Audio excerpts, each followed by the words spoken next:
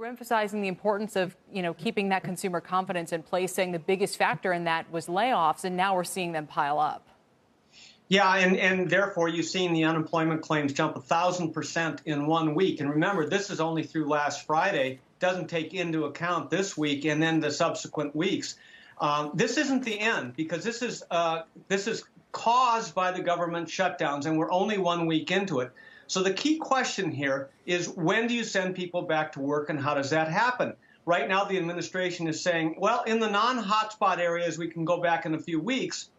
But they're getting incredible criticism for that. And they're saying in the hotspot areas, California and New York as an example, which are huge portions of our economy, it could be much longer. So the question here on forecasting the GDP and where this is going to end up is all about, when do you go back and how does that look? And we're in an election year, which makes this politically very difficult. So our best guess is that we have a more significant two-quarter contraction than I'm hearing from others. We're saying minus 8% in the second quarter. We think the third quarter will be negative, and we think the year could be down 6% annualized. But it's all dependent on, when do you go back? Right, and going back is predicated on getting tests so that we know who has COVID now, who's already had it.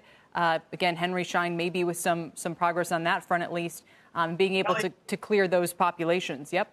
It's not only that, it's what the medical community calls the herd immunity. In other words, the immunity in the population, because there is a probability, if you look at past pandemics, of a resurgence in September and October. And if there's not the confidence that you can send people back in, what's the cost of a human life? Nobody wants to lose any. So you're going to be cautious on that. That's what could extend this thing. So the immunization part of it is critically important. So you need to be able to test not the new cases. It's more important to be able to test the immunity of this thing. Now, we've got this relief bill coming, supposed to be signed this weekend. Mnuchin said checks will be in the hands in about 3 weeks. But the bigger issue is retaining these jobs, because business leaders should be focused on trying to reduce pay in order to conserve cash rather than layoffs and putting people on the street.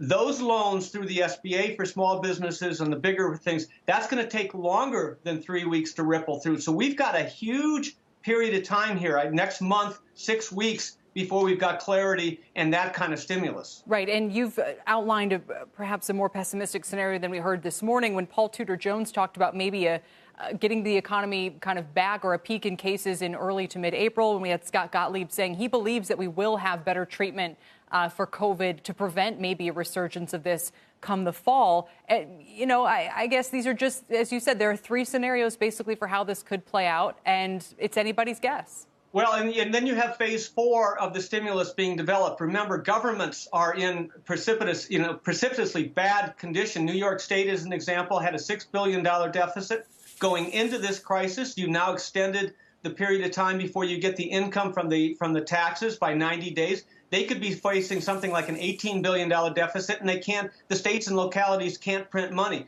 So the phase 4 is going to be to shore up municipal governments and shore up state governments. That's a further stimulus that needs to hit the economy before things settle out, before the government part of the GDP equation is settled out. So that, if you start piling all of these things up, you see a two-quarter significant recession here, and that should trickle over into the globe, and it should be unfortunately, a global recession. Well, we're actually going to talk more a little bit later on about some of those state budgets and how bad they could be affected. So give us something hopeful to leave this on, Steve, before you go.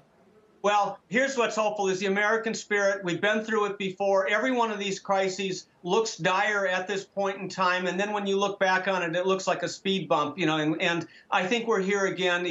Hopefully this is a bottom, and Americans know how to lead through this thing. And so I'm very bullish on the future. It's just the next couple of quarters are going to be tough.